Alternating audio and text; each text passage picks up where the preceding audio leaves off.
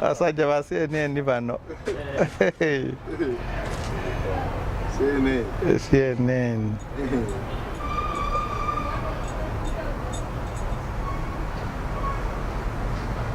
Come on, does that sort of time? Until you give me the leading question before. No. What is required? Then we start. So, your last week, you had a Lampard killings. So, when I tried to interview different people, most of them, for example, ggwanga, for him, he said that this is not an issue. The government can't be on an emergency because of this. This is just usual killings. People are lacking of what to do, and the security, they lack coordination. That's why these things are doing every day. So, according to you, yes, what can you comment about this issue? Yeah.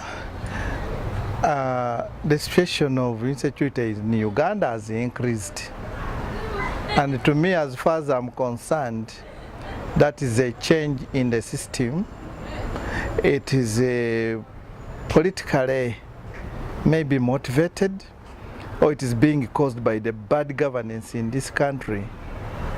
Because some people are underplaying that thing, but we have seen it in many regimes. And some people claim only one soul cannot disorganize the government, but I'm telling you, only one killing can cause a country to be overthrown. I have remembered quite a number of things in the historical perspective where a boss was killed or another individual, and then the government later on was threatened, like Brigadier Okoya. Brigadier Okoya, I'm sure he contributed to the collapsing of the UPC government, UPC 1, because that one brought the conflict between the president of Uganda and his army commander. And then the big questions were who killed him. So later on the things ended up in chaos. Then I remember the killing of Oito Jok. That was one individual. Oito Jok, after the death of Oito Jok, UPC never remained as it was. Again, it collapsed the second time like that. We have seen how the killings of people like Andrew Kaila have put the countries on tension. Now this one of Kawesi, it was the worst also. And we don't know what is going on. We don't know whether people are taking sides. But Kawesi's issue, as if it was dead, then later on it resurrects. So somebody to say this is just nothing, for me I don't agree with him. And in a country where you start losing your people and you say if one was killed or two, that is nothing, then it means you have lost sense of governance in that country. And I must say the government has lost sense on its people. It is after its interest.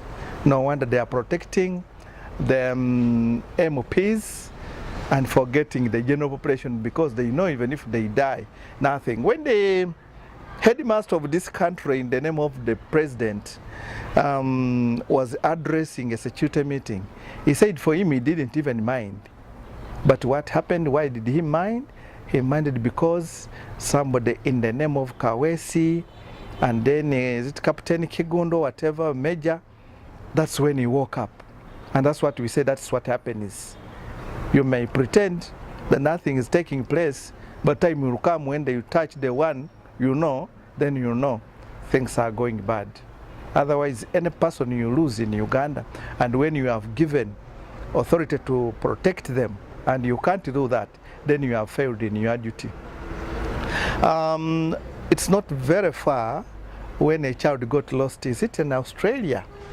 But policemen declared an emergency, and the whole country was under siege. They had to go and look for a baby kid. We have seen something, is it in Thailand?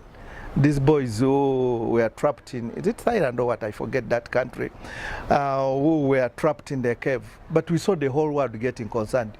What about Uganda? I think that's where we feel our people are not for us, but they are really for special interest and nobody's interest but their interest, as some of them have testified. Otherwise, the killings here, I remember during Amin's time, people were being killed. We didn't know why. But later on, information has got it that those who were rebels were instigating President Amin to mistake some people to be rebels, and he would kill them. One of them was Archbishop Jana Nirumu. They could pick somebody who is well known, they kill, say that the whole international community could get concerned. And why would they want international community? That was mobilizing support for themselves. So when you see people dying in that one, that big number, who knows, maybe they are cutting off heads so that they escort the guns to the population. Because you may see corpses going, you think maybe they are taking a corpse, when actually they are taking guns. For you look in the screen, you see a human being, but behind there, they may be guns. Because I remember Amin also discovered something around that. So I know this is a terrible thing. I know they are not highly informed. I know they are insensitive, but for the sake of Uganda, they should wake up and find out what's really happening. It's very, very important. Even if they are thieves killing, why do they have the right to kill Ugandans when you are there? You need to protect even the very few people who are there. I think that is my take on that issue. Can it be the government trying to finish over opposition? At times the governments would like to plant something. Also an opposition can be the other way.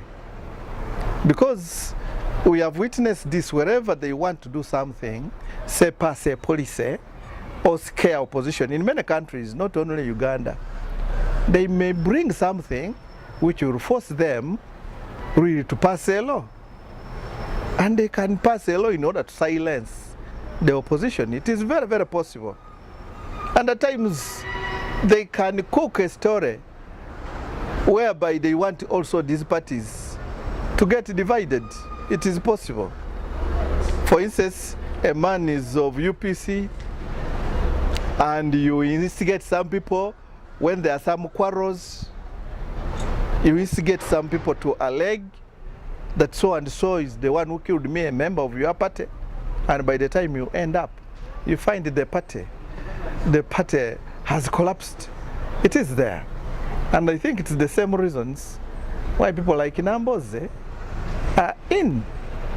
You see, Namboze uttered something, but you see how the government takes that as opportunity to really torture, arrest, and go beyond the acceptable limit in suppressing her rights. Namboze is one of the victims of such things. The government can do it.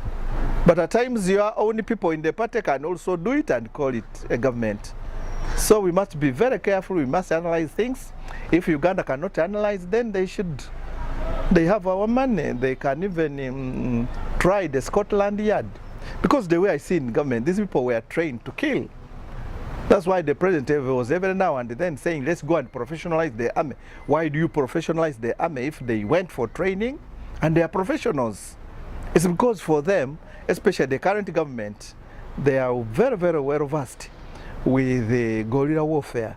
And guerrilla warfare has nothing new. It's all about killings. It is all about terrorism. And those who came out of the bush, we have never seen them going back to the books. We have never seen the leaders of NRA going back to formalize their education in military academies. I think that's why they are also getting problems in sorting out these issues. But one thing, in a government led by soldiers have no value for life, because simply that's the type of life they are used to. When somebody dies, they don't mind. They're just like somebody who is working in a mortuary. He will never say the body is smelling, because they are just used that kind of life. It is because of that that I advocate for civilian government. However bad it is, so long as the institutions are working, I prefer civilian government other than military governments. Okay. Thank you very much. Thank you very much.